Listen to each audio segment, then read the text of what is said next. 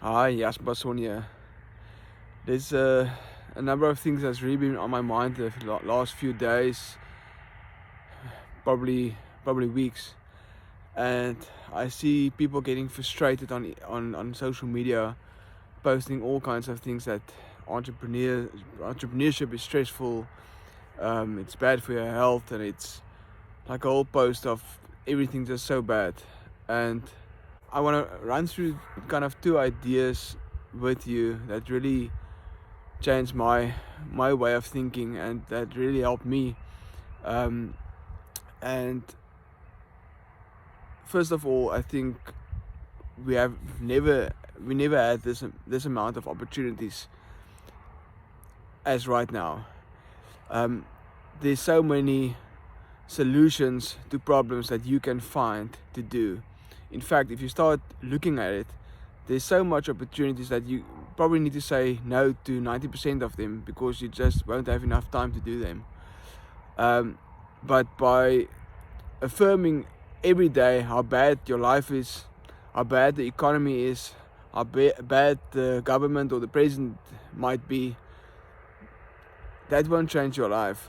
And in fact, it will put you into a rabbit hole of negativity every single day, and it will subconsciously be whatever you will be speaking and what you will be attracting. So in place of looking at things in a negative way, in start affirming to yourself and start living a life of full of purpose. I mean, what is your ikigai? What is the reason for you to wake up every single morning that's bigger than yourself? I think that's the biggest question you can ask yourself. If you wake up every single day as a small business owner merely to create money for yourself, then you probably need to relook your whole purpose. If your purpose is only to chase money every single day, then you won't be successful. You will not be happy. Um, we need to serve. We need to serve people in some way or another. Each of us word would be different. Mine is generosity to entrepreneurs in adding as much value as I can. The core idea is to change your wording, to change the way you speak, because the way you will speak today will be the results that you see tomorrow.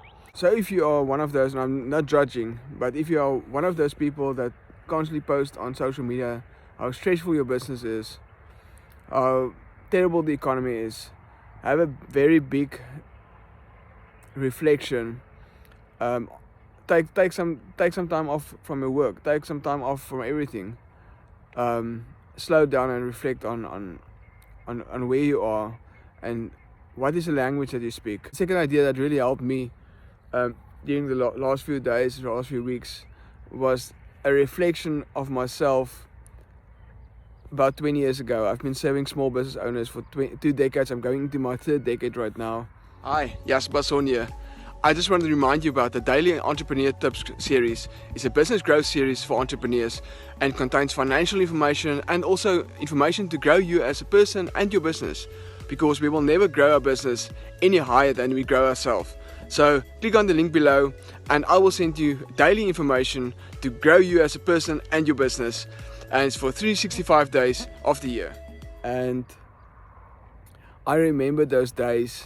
I always see people on social media and people complaining on especially with me, accounting groups, of a system that's offline and they can't work on it. Even if it's off for one day, listen to the story of where I come from, and then you will decide if one day of offline is really that crazy and that bad. So I came from beginnings of accounting practice where you would do all your IP5s by hand. It would be a triplicate book where you write everything down, every single IP5 with your hand. If you make a mistake on that IP5, you need to scratch it, cancel it, and do it over again. At the end of that IP5 written format of each and every employee, you would have done, you've got the IP5 recon that you need to do, and that was also handwritten, and on that form you had to write exactly every single number of the IP5 numbers as you made it out, and every IP5 that you cancelled you had to write in as well, and you had to write a reason for that. Though that recon with the IP5s that you had to tear out the one copy for SARS, you had to attach everything together, physically go to SARS, get it stamped, and that would be your IP5 recon. And these same IP5 books, you had to physically go to SARS and ask them to issue you these specific IP forms or IP5 books to obviously do the handwritten format. So it would be going to SARS, getting the books, going back to the office, write out all the IP5s, do the recon, attach everything, make copies of that, and then you go back to SARS and do that. I remember a stack of IP5 books up to the roof, or at least up to the ceiling, of all these IP5 books that we had to keep for record purposes for SARS. And the same was with income tax returns. I mean, you used to write that whole income tax return in with your hand.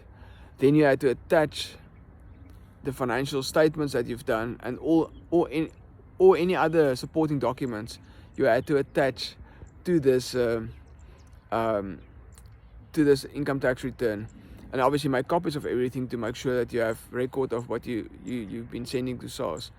And then you need to go to SARS physically and submit it, and obviously get your stamps to make sure that you also have a copy of confirmation of that you actually submit that. These days, I mean, being people in accounting, everything is pulled from an accounting system. Everything is pulled through to Easy File. That's also a digital system.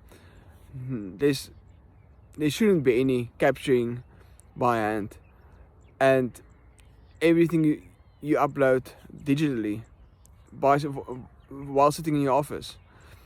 And it's merely a change of perspective of this is how far we came in 20 years. But we mustn't forget that how much we were willing to work 20 years ago and how much we had to work 20 years ago on the same information, on the same stuff. And I mean, everything is the same. I mean, if you look at internet banking, where were the days that you had to go to the bank and do everything there? And then slowly but surely we were able to do some stuff on an app. Nowadays, I can do everything on the app. I don't even have to speak to my bank manager almost ever, because every little thing that I want to do with my banking, I can do online. I can do on my app. It's something that I remind myself about if I get irritated about something, digital format or of a program that doesn't want to work, or internet may be off for a few minutes or an hour. I always remind myself these days, it can be worse. It was worse.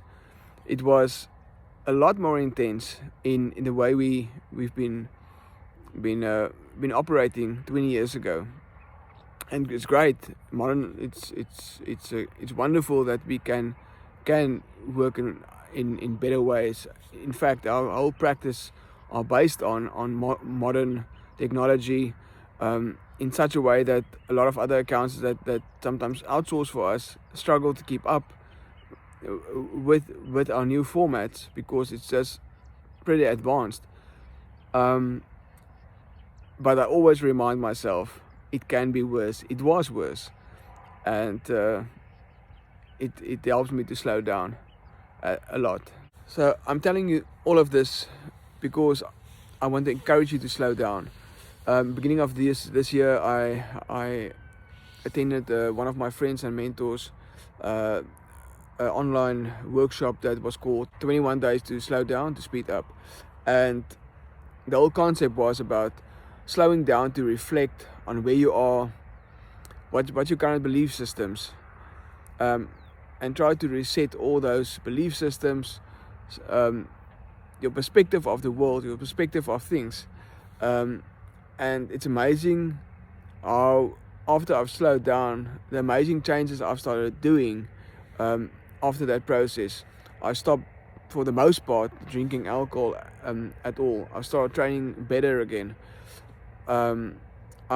Work-wise, I mean, we just attracted so many monthly accounting clients that we struggle to keep up with the pace.